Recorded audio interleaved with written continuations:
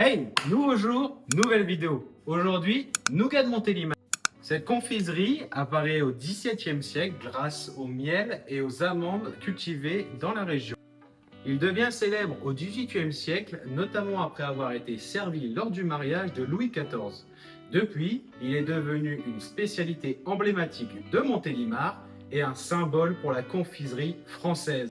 Mes amis, vous pouvez remercier ma belle-mère aujourd'hui, car c'est grâce à elle que nous avons cette recette et elle m'a aidé à préparer cette recette. Alors on passe tout de suite sur la vidéo.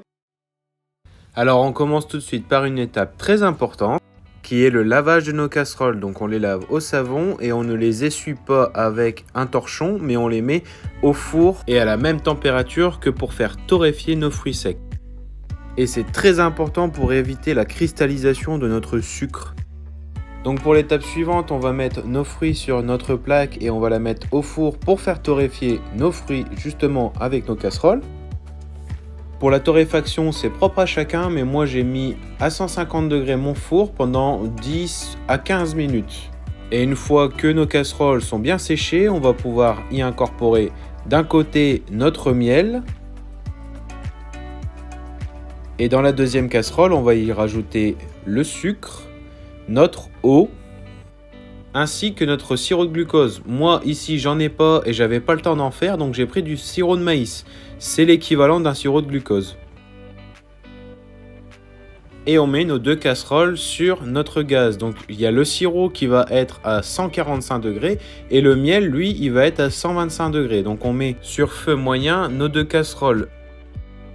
Et le miel a une intensité inférieure que le sirop car on va atteindre la température plus rapidement que notre sirop.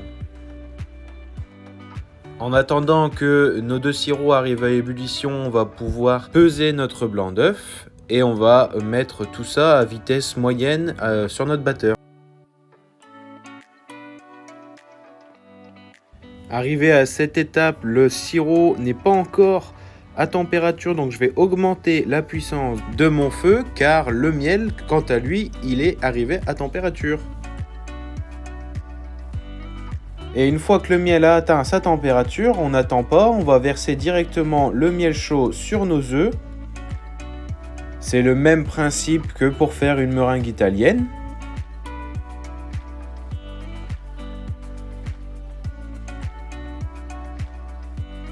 Et ici malheureusement on voit pas mon action parce que j'étais de l'autre côté du batteur, mais j'ai versé mon sirop qui lui était arrivé à une température à 145 degrés. Donc on verse en filet, c'est-à-dire tout doucement avec le robot à vitesse lente pour éviter que le sirop éclabousse partout sur les parois du batteur. Et une fois nos deux préparations incorporées à nos blancs d'œufs, on va fouetter tout ça à vitesse 6 jusqu'à refroidissement de notre cuve. Donc là tu vois, je me suis brûlé, c'est pas bon. Et on n'oublie surtout pas de sortir nos fruits torréfiés du four.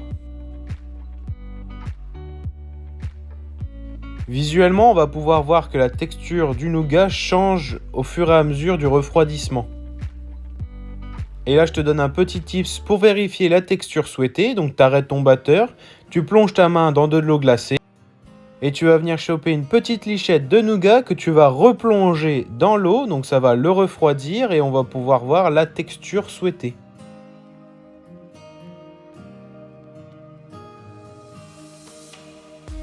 Tu vois, moi là, à cette étape, on voit que le nougat, il n'est pas encore assez ferme, bien que je le veux mou. Donc je remets ma petite lichette dans le batteur et je continue de tourner. On a également cette étape de prendre notre chalumeau et de venir chauffer tout le tour pour sécher notre nougat.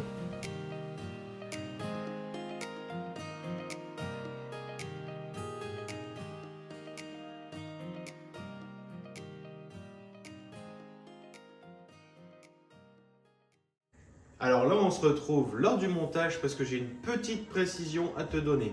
Moi, sur la vidéo, j'ai un nougat qui est quand même assez moelleux. Si tu veux un nougat plus dur, il te suffit de sécher ta masse. Donc comme on a vu sur l'action précédente, tu prends le chalumeau et tu sèches plus longtemps. Plus tu vas sécher ta masse, plus le nougat va être ferme. C'est l'évaporation de l'humidité. Ici, on peut remarquer que pour moi, le nougat, il est assez sec. Donc, je vais arrêter mon batteur et je vais pouvoir décuver mon nougat ici sur un tapis siliconé pour éviter que ça colle. Et je te conseille d'avoir un tapis siliconé pour l'action qui va suivre, car j'aurais peur qu'un papier cuisson se déchire en mélangeant les fruits tout simplement.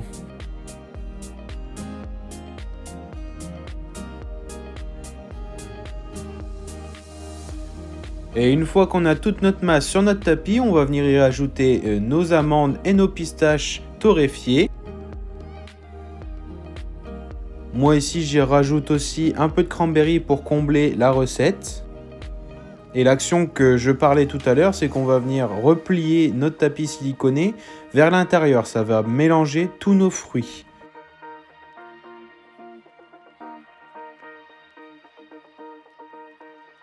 C'est pour ça qu'avec un papier cuisson, j'aurais peur que le papier cuisson s'arrache en mélangeant les fruits.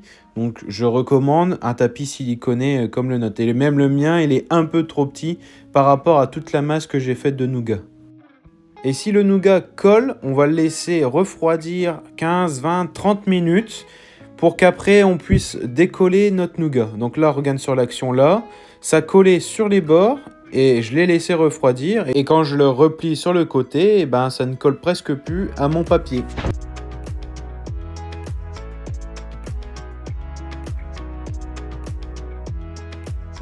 Voilà, donc là j'ai bien tout recentré au milieu, je vais venir mettre mon papier cuisson sur le dessus et à l'aide de mon rouleau étaler à l'épaisseur que je souhaite.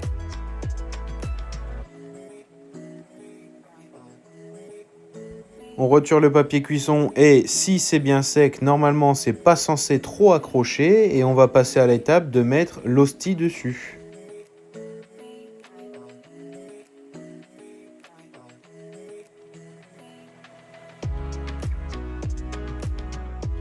Une fois que toute la première partie du nougat est recouverte, on va pouvoir le retourner et retirer le papier siliconé pour ensuite remettre la deuxième partie d'hostie dessus. A savoir que les feuilles d'hostie ne sont pas obligatoires. Si le nougat est beaucoup plus dur, on n'aura pas forcément besoin d'hostie. Mais ici, moi, mon nougat, il est quand même assez mou. Donc pour éviter qu'il colle partout, je mets de l'hostie. Et ça rajoute également une fine couche croquante à notre nougat. Et une fois recouvert, on va pouvoir le débarrasser sur une planche et le laisser sécher 24 à 48 heures à température ambiante. Surtout pas le frigo, on évite l'humidité. Merci d'avoir regardé cette vidéo jusqu'à la fin. N'hésite pas à me laisser un commentaire si tu as la moindre question. Et laisse un like et abonne-toi. Et nous, on se dit à la prochaine.